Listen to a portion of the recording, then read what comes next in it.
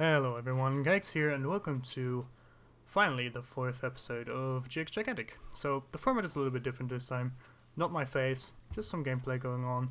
Finally figured out how to, separate the audio and video from, TeamSpeak and my music from, the game video, so I can show you that and record more. So, I hope to be bringing you more gameplay videos with commentary over it, instead of just my face, because that's kinda, lazy or something. So, I do have some more lazy content for you. I'm just going to talk over this gameplay. And what I'm going to talk about is the announcement of the open beta for Gigantic this weekend. If you follow me on Twitter, you already know that I have tweeted out my, let's say, reservations about this closed beta. Because I believe that there's something strange going on. And that's mainly because the beta for the Arc platform, for Windows 7, Windows 8, and also Windows 10, of course, is separate from the Windows Store version that has multiplayer, crossplay options with the Xbox unlocked. So, as you guys probably know, those are two separate platforms completely. They don't share anything. They're two different servers, two different accounts, so you would have to level them separately if you want to play on both accounts. And what the current situation is that both platforms are completely separated, and where this becomes an issue is on the PC platform. Because Xbox is completely separate from the rest. Xbox can play with Windows 10, but as soon as you split the player base like this in half, basically, so you have the PC player base on Arc and the PC player base on Windows 10, if you split the player base in a game that is in beta and is already on thin ice and has been on thin ice for a long time, then it becomes an incredible risk. So I just wanted to talk about what I think is going on and what most people, or more people, suspect is going on. And for that I have to go back to, I believe, January, that is. Because in January, basically, the entire studio got fired, got laid off. They had enormous financial issues. I'm talking about Motiga, of course, and they couldn't complete the game. So at some point, a lot of the Motigans were actually working for free for a week or two, until they found a different publisher.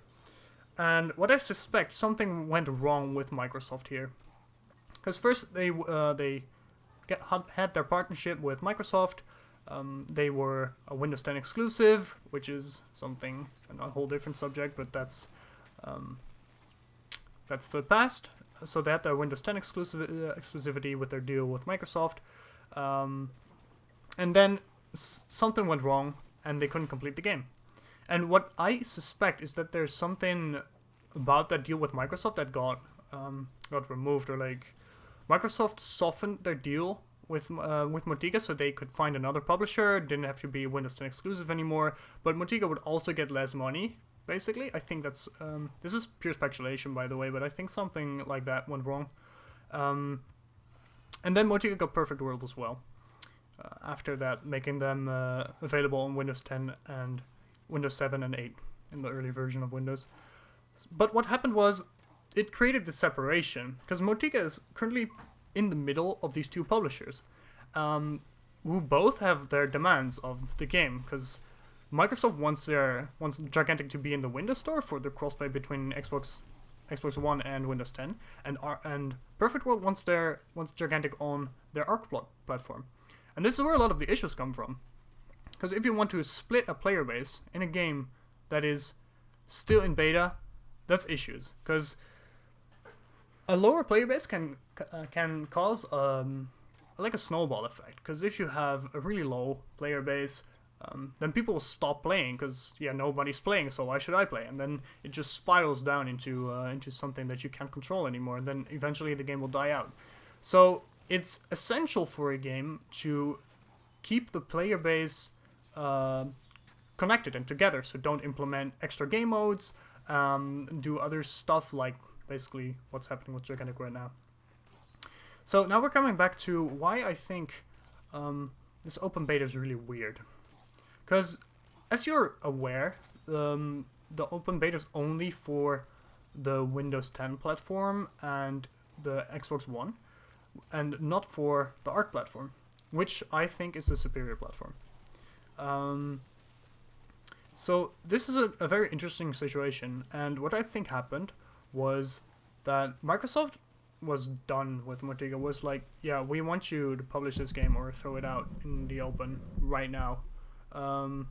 And I believe that that's gonna cause some issues on the launch of open beta, or at least it's gonna be very iffy to see how they actually launch into open beta, which I'm very very wary about. Let's say that.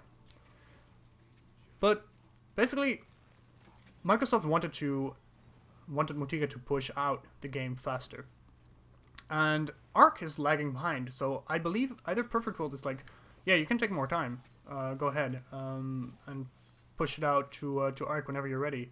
But what this does create is that a massive shift of the player base towards the Windows 10 platform, and this which might be interesting in the future, because we're gonna get that player base split again.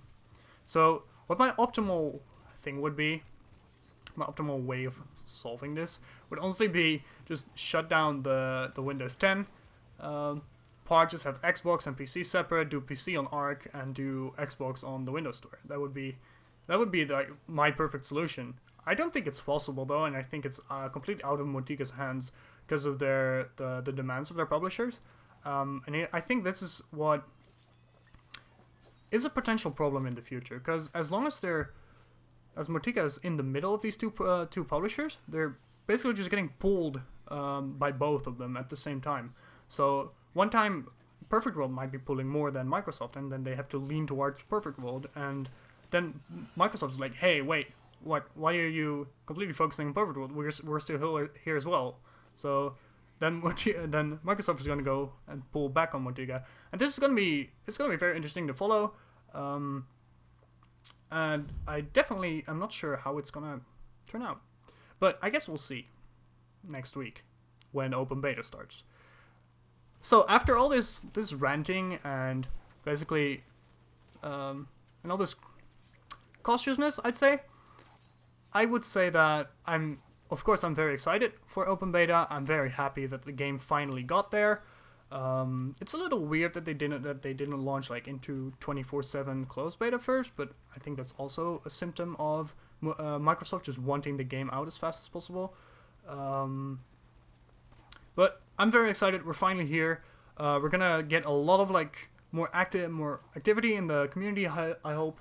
I'm working with a couple of my teammates to set up a competitive hub for Europe, and I think we'll be switching to the Windows 10 client for now, at least, until Arc is back in open beta, because I can't use the Xbox app for friends. It's such a pain in the ass to use, so I just want to get over it as fast as possible. But if the Windows 10 player base is definitely that much bigger, then the queue time should be better on there as well. So we're looking to start up some competition, maybe get some scrims going. Very excited for that.